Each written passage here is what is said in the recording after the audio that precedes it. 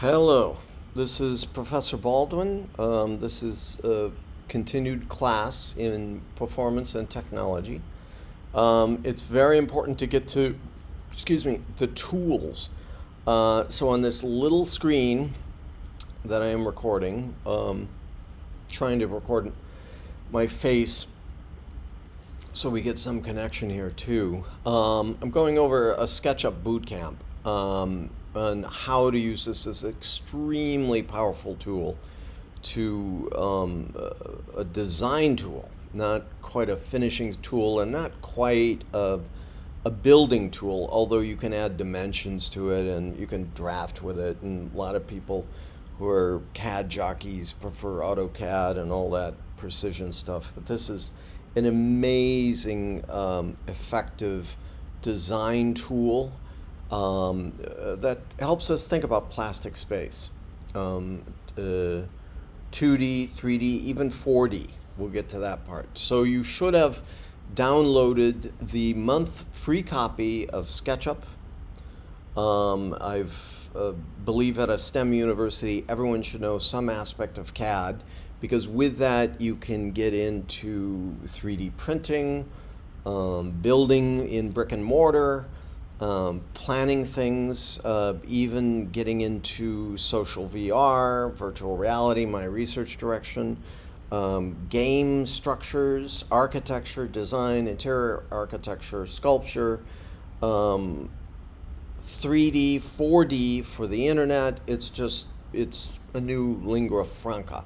And one of the time tested best programs to do this with is SketchUp. Which has been around since 2002. I've been on it way since that time, and they've allowed for free copy for students. And of course, recently they stopped all of that because we've raised almost a whole generation of people who are used to working this. It's useless to poo-poo this program because it just works, And again, it's to what purpose? The purpose of thinking about things. I continue to sketch. I showed you in the last one. I want you to carry around maybe a leather-bound sketchbook, something that you feel good about. And I'm making studies of three-dimensional space all the time. Things that come to me, drawing on the faces on the subway. Face structures are the morphology of this incredibly interesting. How we got faces, how faces are counterpoint or complementary to bodies. What do faces look like from behind? Can we tell a face? Can we remember a face? What are the micro gestures out of face? What's the complex, what is it, 160 muscle structures? What are the languages of this space? Hair and faces on the Homo sapiens are actually languages. We're the only primate, I guess, that can have hair that continually grows, hair turned into a type of semiotics, a type of language. Certainly what we do with the face, so I sketch faces. I'm looking for form. These are quick subway sketches with my italic fountain pen. I'm a big fountain pen freak, as you can tell. I always carry an ochre and a blue on me, which tend to be abstracts. I'll work on abstractions. Perhaps we'll do this with our SketchUp too. This was a deconstruction of faces on the subway and thinking of what our faces. It's funny, if you have a body 3/4 to your field of vision, right at the very edges, we detect that they're human beings. Even if they're mannequins or whatever, we can pick these certain things up way at the periphery of I think we see 160 degrees, something like that, with our cone of vision. It's amazing what the physiognomy of faces, bodies, other human beings have done in our lives. I carry around a Caran d'Ache ochre pencil, a little watercolor pencil, realism, abstraction, it's all the same to me. So I'll try and quickly work on structures, quickly work on structures from memory, thinking of how I can push and move and change that. I am a big clay freak. I love getting back into clay, ceramics, pottery, slab work mostly. I love slab work. I love designing and even building sets. I'm a big welding freak. I hope you get to be one too.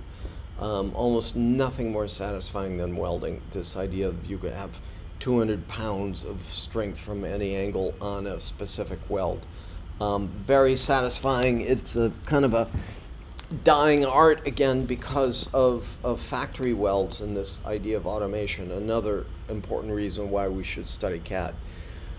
So from these things, I just finished up King Lear, or the Earl of Lear, which is a 1-hour devised piece using media, using objects in space, these rolling tables, projections. In the last few minutes we use QLab, which is an important and powerful way of queuing up projections and sound. I think it even handles light too. That was $10 a day if you don't want the full $1,000 a year license. But extremely powerful program. I don't know if I can, I could show you just what we did through QLab. The means are in your hands, gang, to communicate, tell stories, tell the why-to, the how-to of phenomena in your life, and to create. We're a binging culture right now, and so people who love making things, doing things, getting things out there are a wonderful breed of people that need to express things in brick and mortar, get things out there. And again, one of the powerful tools is this tool right here, SketchUp, to plan and see elements. Let's go to our file. Two fingers you can swoop out. Let's bring our toolboard in to our board, and let's call up a command. I'll get into the site itself. Let's go a new folder. It gives you this woman. Let's back her out. And here's the toolbar. There's a toolbar up here, which I can bring down. There's a toolboard above and a toolboard on the side.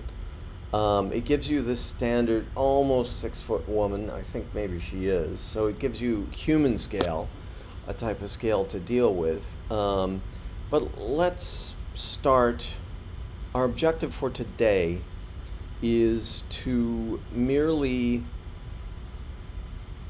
play with three-dimensional form. There are some so-called abstract, minimal design elements and principles behind this, kind of, let's call them grammars to design before we even talk about scripts or making things pretty or whatever. We have certain ways of pushing and pulling. This is why I like slab work in clay. It's something about this scale, scale of, where am I? This kind of scale to the thingy. And it is a thingy. It's something you make. We're a horrifically flattened screen culture now, so when you get back to making things in space, it's incredibly satisfying. Here's part of our satisfaction. 2 fingers, I can zoom in and out. Okay, so let's look at our tool board. Let's go to Command 1, which will give us our plan view up and down. This is our plan view. Let's try and make my little square here. Plan view up and down. This tool becomes important where you can add all of these colors, textures, but I wouldn't go overboard on that. We're trying to look at form. This is your object select tool, which means you can select things. So let's go to some object create. Let's make a square. Today's lesson, I want you to make a square box. And I call this a light box. We're going to fill it with different textures and forms. I draw out a square, I release. And again, it's on this we have choice of materials, which is in the brickwork here, landscape facing vegetation. I was just working on a landscape architecture thing, or we can go into something else, patterns. Come on, come on. There's our patterns, boring, very two-dimensional. Or I go to colors. Woo. Maybe we'll use that. And that is brought forth through your paint bucket tool. So let's go to this orange, one of my favorite colors since I was 5 years old, orange. I don't know why. What does that say about me? I'm not sure. Let's color it in. And on that form, I merely zap that in. Now, what we want to do is play with opacity for the sake. We're making a light box. This light box will rotate once we make our animation of it. And then we're going to take that as part of our film textures and put this back into a film of just this cube floating around. We'll put the cube into space. You could 3D print this cube as a piece of jewelry, a ring or whatever. Sky's the limit. It's a beautiful century. Now with the inclusion of 3D printing, there's no reason why anyone should not be doing 3D in space. So let's go back. That's our yellow. But let's go up to here at opacity. Let me pull this down to like, I don't know, 68, 69%, something like that, 70. And hit it again with the orange. It appears lighter. Not only appears lighter, it appears more transparent. Okay, so we've colored that. Let's get it out. Let's go to O for orbit. Just hit O, and this orbit tool shows up. If you're using a mouse, click once and flip it up. I'm using the touchpad. Click once, flip it up. Here comes our 6-foot figure back again. I don't tend to like her because she's two-dimensional. You can go get 3-dimension objects, but you have to be aware the more polygons you add, the more the memory builds up.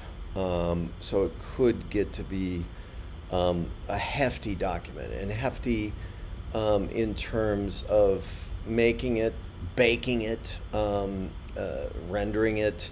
I now have purchased one program where I can actually render this as if light is hitting a surface and reflecting back on it. But again, I want to focus on design with a capital D. I am more or less a minimalist. I'm looking for essential shape. Aesthetics and good taste never leaves this, never leaves your work table, never leaves your thought process. This questioning, this idea of looking.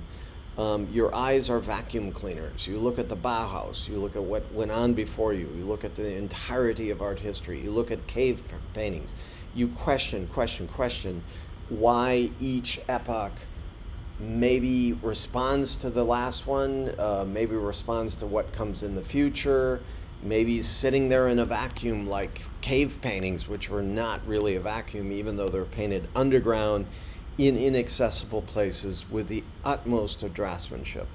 We're an incredible animal this way, in the fact that we take tools and use tools. Now let's go down the list. Pencil, occasionally you'll use this. Let's just put a pencil plane in. And that's a complete plane. Let's fill this in also. Let's be adventurous. Let's fill this in with green. Let's pull the opacity down to 50% and zap it. So now that's 50%. That's our pencil tool. Let's do another one that's kind of a irregular shape. When I was younger, huge fan of Vasily Kandinsky and his wonderful book, Point and Line to Plane. But as you can see, this is good. It did not quite create a plane, nor did that one, except over here. We have a little plane over here, so let's hit that with the green. What happened? Take O for orbit. Yes, that did not all magnetize to one surface and actually created this polygon thing that is interesting to do. Let's complement that. Yep, now we have another one. So let's color that one. We can see through it. We can imagine it being welded, all of that good stuff. There is, under the window, you have time of day, fog, shadow, stuff like that. So this is shadow settings, which should call up, and then let's hit that, and then the woman casts a shadow, these objects cast a shadow. Fun, fun, fun. We start to have the illusion of 3D, which is on a two-dimensional screen, of course, but we can move it around, give a sense of time, and more importantly, fun for this century, we can 3D print these shapes. Let's go back to command 1, looking down at it. Let's make a couple more of these. Oh, these are the squares. Let's make a bunch of these. And they're doing some interesting shapes. I'm just laying over, working very quickly, gang, very, very, very quickly. Like, turn your logical mind off and turn your other sort of brain on. What is that? Oh, name it something. It crashes very easily. Study square. There we go. That's our study, and with this, gang, we can fill this in with our bucket tool again. Let's go for red or pink or red and bring the polygons down and zap a couple of these. And you can see this pattern going on. Try this, this is this. Let's go back orangish, but let's bring opacity back down again. This, that, the other. Back to orange, opacity way down to 29. Let's see what we got. And and then perhaps as a complementary to red, let's go with blue and a couple of blue spots. They're opaque. Let's make one translucent. There we go. So we have these shapes. Save. Let's get the colors out of it for once, and let's go back to, we did this interesting shape just lying on the ground. As we saw with this one, it's sort of as I thought it was lying on the ground and snapping to the ground, it was actually snapping in air, so it did not create a square on the ground of anything like that. It does some illusion thing. And here's our SketchUp stock woman. They have a new one every year, like that. Here's the fun part in terms of the principles and elements of 3D, 2D design with all these dynamics. Later on, I will show the principles of 3D, 2D design. Let's go to town. What do you need? Need this, forget erase. We're not going to make any mistakes. They're going to be happy mistakes, as Bob Ross says. All of them. Pencil you use. Square occasionally, circle occasionally. These things, drawing arches, I don't know, forget about it until you're later. This object move select tool within the space is important. Rotation, after you object select the thing, it can be rotated. The push-pull tool, I love. We're about to see that in action. Follow me is when a shape follows a type of vector line. I seldom use this. Use this all the time. Scale and rotate, these two things. Offset, not so much. Measure it.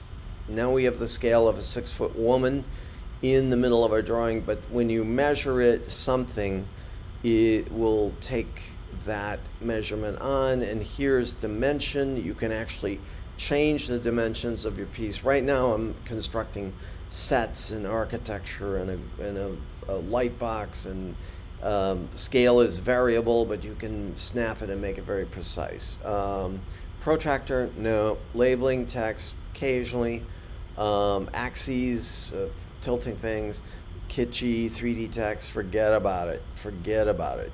Rotate, orbit tool, this is our move quadrant, incredibly important. Pan is to move your screen here or there. Zoom you can do with 2 fingers on the sketch pad. Zoom window, the zoom elements, previous. Let's bring up the last bits of our walkthrough is sometimes important. Walk into, sometimes important. Section tool, very handy for taking a look at the inside of something. We're at 20 minutes now. I hope we don't get throttled. Let's do this thing and treat these spaces like sculptors. We don't care if they got running kitchen sinks in it. We don't care if it makes someone happy. It's making you happy, all these happy accidents. Let's go to the push-pull tool and let's make a cube. Look at that. And we can tell it's a cube because we added like 70%, I think it was, translucency. So we don't see the woman on the other side because you're looking through 2 things. But with the orbit tool, we're looking at all of this stuff. Let's actually go to town, push-pull tool, with these objects. Push, translucent, push, push. This one, ooh, what happened to our little blue in the background? Here's our blue, let's make that bigger. Push. We go to our orbit tool, let's orbit around. Interesting, very, very, very interesting. To me, I'm geeking out, because oops, why doesn't he like to come up? Because he's locked into that size of his compatriot there. We quickly did this fountain. I don't know what it is. Could be a nice rectilinear fountain. It could be something. Could be a nice piece of jewelry hanging from someone's neck. It can turn. Is it abstract? Yeah. Is it concrete? Yeah. It's both things, all things, no things. It's Platonic squares. It's out there. It's got 4 sides. It's out there. We can go in. We can even go in with our set tool. Let me go to this. Let me bring the opacity. You don't see this as off deck, and let me color in that. Color the side of that. This. So now I'm even changing these things. Okay, that is Command key 1. We can look at this. The Command key R is the little hand that scooches things around. You see the shadow of the woman in there. Let's play. I want you to spend a couple hours doing this and just feeling your way around like a sculptor and forgetting about making sense. Make sense with your primal mind, just pushing and pulling and forgetting, and I don't know, maybe you're watching a film, maybe you're listening to Bach. I don't know what you're doing. But I want you to sincerely push and pull around these tools. And we'll get back to talking about the laws and dynamics of design with these things. So let's, and these are just like scales are on a piano. These are your scales. These are the elements. These are the grammars, the grammar of the Platonic solids. We can see that in buildings, whether they have ornamentation or Greek columns on it, or God knows what else these buildings are interesting shapes in themselves, curvilinear shapes, Frank Gehry shapes.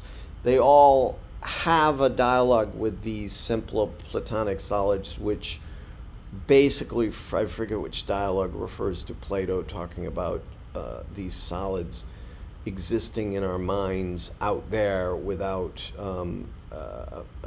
kind of a priori, apart from existence. They reside there as an essence and all that esoteric stuff. But what you need to know is that even when you stare at a Frank Gehry building, you're kind of interpolating these shapes around it, invisible, there at the origin, something like that. I don't know. Life is fun. So let's take these objects. We got a sense of scale. I want you to do screen capture. Shift Command 4 on the Macintosh. and just do screen captures of this stuff. Am I on? Do you hear me? Do you hear me? I hope you do. The next part is taking these things and going back with our squares.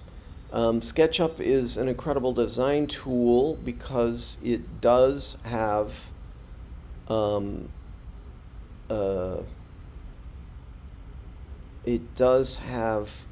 influence with the ability to magnetize or to place itself on surfaces. So we'll take the square, make kind of a door or window, I don't know, make another abstract thing, make more, stop making sense and just do it. Making edges, making something on this edge, and making something on this edge, this, and wrapping it around and doing it again on the other side. Saving all the time.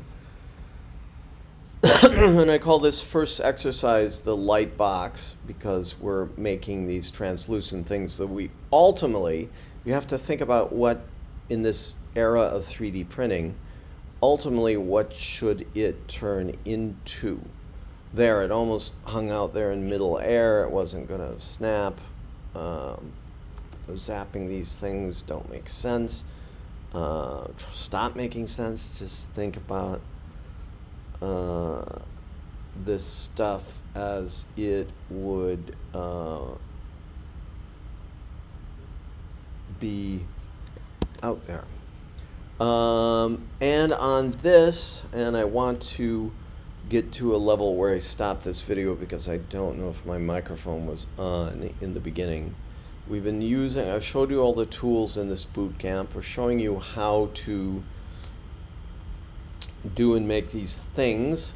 There are a bunch of other tools. I go to styles, and up here you have assorted style, styles and model, these styles, assorted style, color sets. Let's see what those are.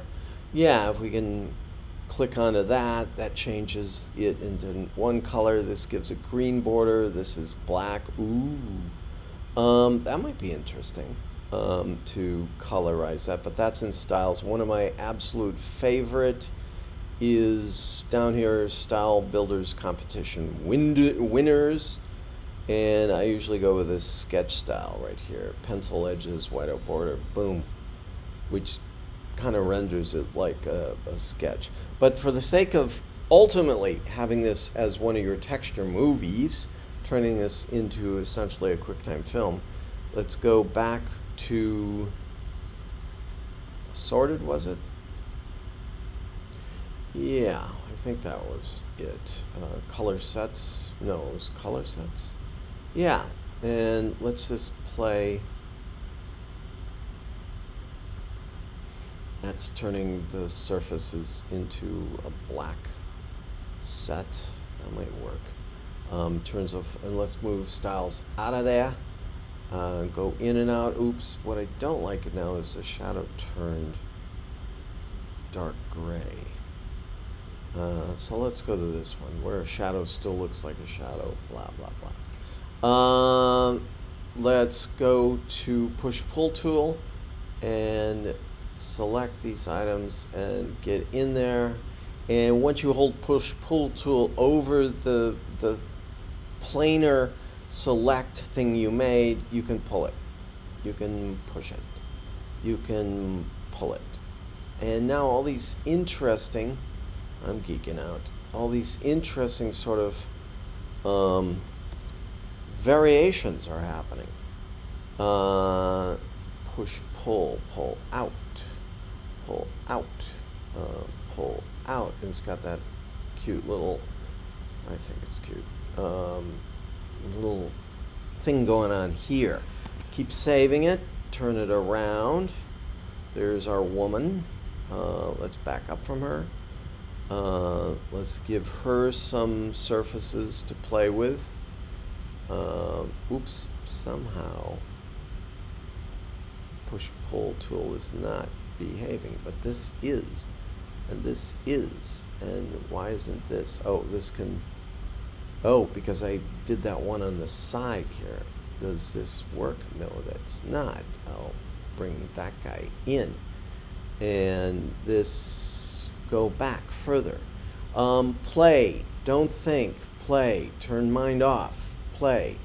Look, your mind, there's your mind's eye and there's your eye's eye. Your eye's eye is, in fact, very intelligent. And I want you to turn your eye's eye on and just play with these forms. Oh, but where's the right answer? There are many right answers. Every answer is the right answer when you apply yourself with energy. And just kind of feel your way around this with your eye's eye, not your mind's eye. And that's our box. I'm going to go to town, showing you, gang, how to command 1 gives us our overview. Look how lurid those boxes are to the left. Let's go in. Here's very important. Go to our object select, and let's group our square. So I've selected all the square manually. And what I want to do, you can't see this in the pull-down menu because I'm making this film with the screen recording. Let's go to File, Edit, Make Group is Command key G. Let's make a whole group out of that. And we've just established sort of a parent-child relationship with the up groupings. If you start making complex things, and there are plenty of them like that, and I'm teaching a class in Italy on car design, motorcycle design, product design, whatever. This is a process of grouping. If you only do things on CAD, you will become constipated, creatively, intellectually. But in combination, this stuff becomes very, very, very important tool when thought laterally. Draw, think while you draw. If and when I get my overhead webcam to work, I'll set up an armature and actually do some drawing with that. But these are important features. I group that. As a matter of fact, let me, with that same object tool, select this, group that, keep saving because it's crashadelic. The more polygons you have, the more crashable it gets. Let's aim this up, aim it across. We've got some interesting Platonic surfaces going on here. As you saw, I very quickly, much like I do when I work in clay, I work in slabs, I lay a clump of clay across of a muslin top and bottom, and I squish it into it's not an extractor, it's a clay extruder. It just flattens clay into these slabs. If I wait a certain time, or it has a certain amount of moisture but not too much moisture, if I what about this? If I get the clay right, I can make a slip and actually weld the corners. I'm a big fan of right angles. As a matter of fact, in talking about the mind's eye, seeing these Platonic relations, these square-ish relations, we've just created this. Now, with that group, I can copy that, and I can actually get close to the woman and paste that. Oh, we can intersect with that, but let's paste that. Let's, just to show you how variable these shapes are, take Command 9, and these little bars show up out here, and we squish it down. Let's get it close to the woman by doing our object select, move it over, actually, this is a perfect exercise because I want to make her a necklace. Squish it. We're still in this Command 9 configuration, and I can squish it down even more. It's a big piece of party jewelry. Now let's go to the rotate. Let's click on rotate. Click once on a surface you want to rotate. Click twice. Turn it around. And now actually I want those little bits. I've actually made jewelry like this that are clumpy and clayey, and made it some out of metal, and I'm just so turned on by 3D form that it's great. Now with this one, click once on this surface, click again, and we want this resting around her neck. So we got this thing going on here, and so look what we did with just bashing out that form. Move it over, click, move it over again. Where'd she go? Back out with 2 fingers. There she is. This is the scale part of it. You are making 3D printable jewelry in this class as part of the lessons. This is called Introduction to Theatrical Design, Performance Technology, but I am teaching you as a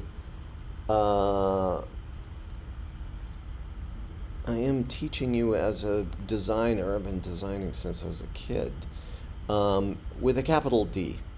Let's grab that thing. So what can be architecture, could be jewelry, could also be pottery, could be an important product design or important component to a jet engine, could be, we're surrounded by 3D form. Let's grab that, take it over, hang it on her chest. Looks like it impaled her, so let's scooch this over. Piece of jewelry, still a little big scale for even a wild party. She's not the best. There are 3D figures we could scale this on. Let's scale it down, Command 9, using her as a test case.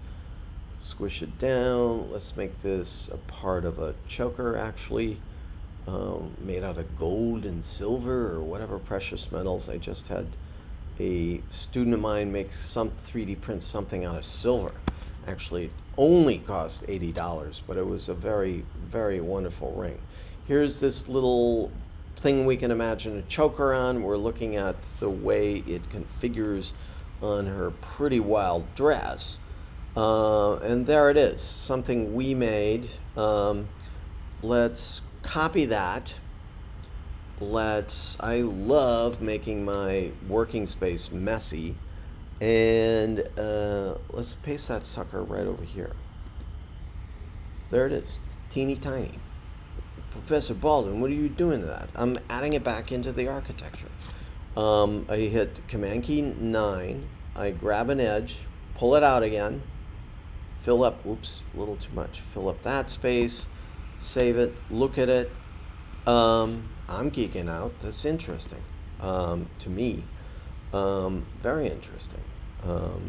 We have a repetition of form, datum, interplay of mass and void, the principles of 3D design, the elements of 3D design, negative form, negative space, positive space, surface, implying, seeing, point and line to plane, that fantastic Kandinsky book where points are conceived in the mind's eye. They don't exist, they're too small, but we know in the eye's eye they have to exist. We see the point up at the top of the Empire State Building. When we design, we're visual people. We see invisible worlds, and this is beautiful. It's a fecund world. It's a complete world. So we move that around, move this up. This section here, I'm going to copy this. I'm going to geek out some more and interlock these shapes. I got another one, but let's go to Command 1 and take a look above. And I'm going to rotate that surface, get it here, rotate it around, place it in here, facing that shape. So I've got some interlocking yin-yang type things going on. Normal, boring, logical, sequential datum type people look at us like we're crazy using all this language, and no, we aren't crazy, we're just hip. We see these forms going on, and we see these relationships. Of course, we could split that apart again, or we could just take a look at that and go like, yeah, that's cool. There is a gut reaction, gang. There is a gut reaction to anything visual and certainly anything spatial. We are spatial people. We have all these organs tucked away inside of us that have to work. They work by logic through evolution, but they also don't work. A lot of them come apart. I train and teach a lot of my students, a lot of my pre-health, pre-med, pre-nursing, my students in the health profession. I teach them this CAD, saying this is going to be part of your daily life. Get used to it and have fun with it. And there we have two separate shapes. We have this very colorful shape. Let me just show you Command 1. I'm not throttled yet, believe it or not. I'm going to maybe paste yet another one over here. See how that one shaped up. That one kind of went up a little. Let's bring him down. Well, no, let's leave him there. Let's kind of scale him within himself. Command 9, and we scale him down to here. Keep saving. And we have interesting shapes going on. We have this weird blue thing going on that's sort of interesting. That all happened through a process.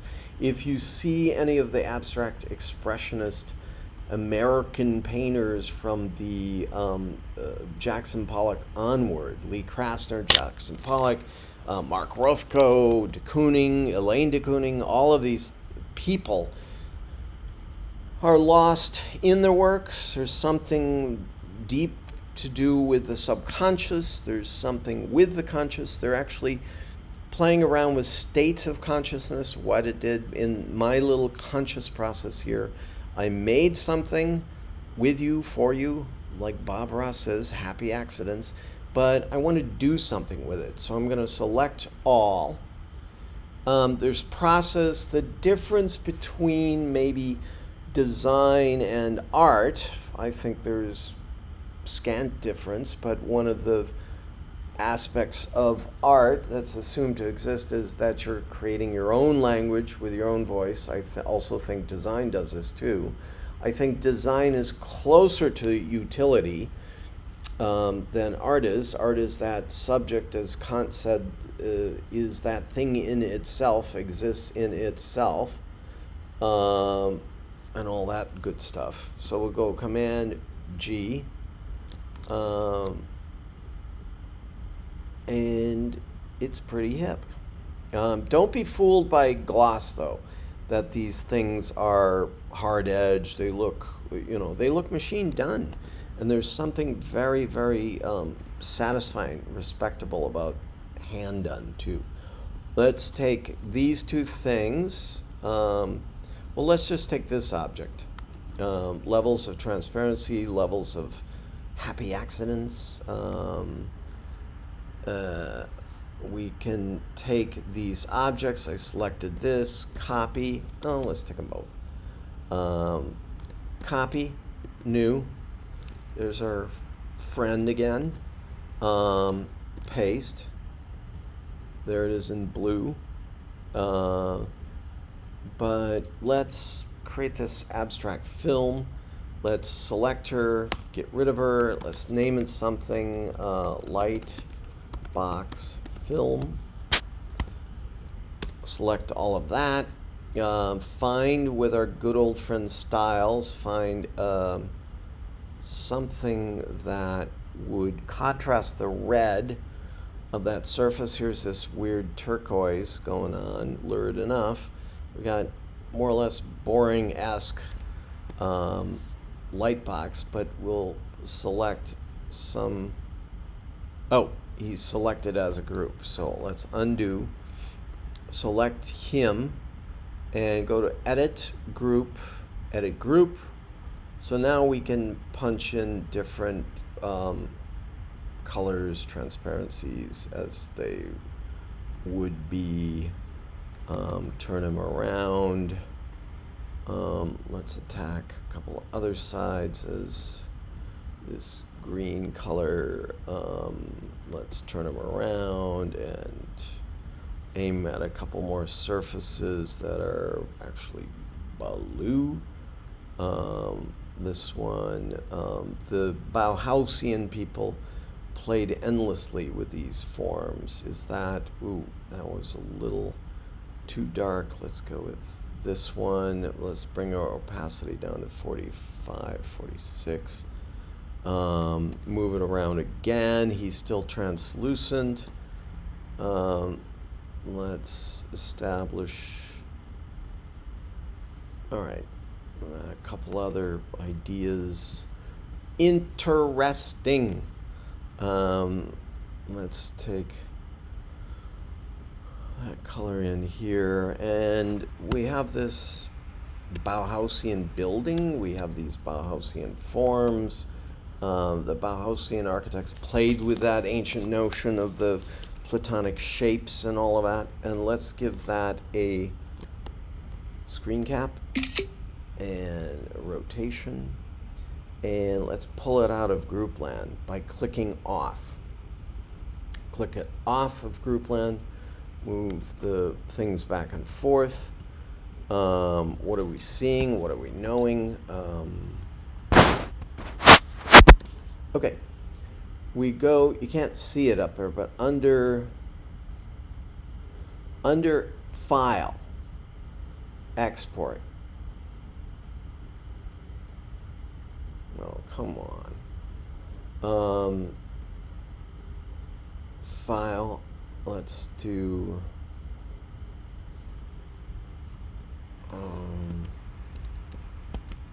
desktop. I exported as a .obj, which means it can be opened as a 3D printable structure, not with the textures. I can include that into our oh God. I used to be able to do this. I can't believe even on my paid version I can't do this. With this version, we have interesting shapes, interesting colors, and as we hold them in front of each other, the colors actually change with the different translucent colors in front of each other, which adds a interesting, to me, 4D aspect to this. And let's see if 2D graphic. Let's see. There are a bunch of drawing a .d to fx, a .jpeg, a .tiff. Let's go back. Cancel that. There should be under export. There used to be this animation, which is grayed out, that we could turn this into a film. We have all of these form. .obj is like the PDF of 2D. It will translate anywhere. This will translate to 3D printing. Google Earth, stay far away from that. Collada, AutoCAD, 3ds, 3D.3ds is important. We can export, so cancel that. Let's, apparently I think you have to select, and then go to 3D model. Both should export. .obj, let's name it something else in case we do more. Let's fire it in. Let's double click our OBJ, see what we get. But that is the lesson. Here it is. We can move it around. We can print this out as jewelry. I'd wear this to a party.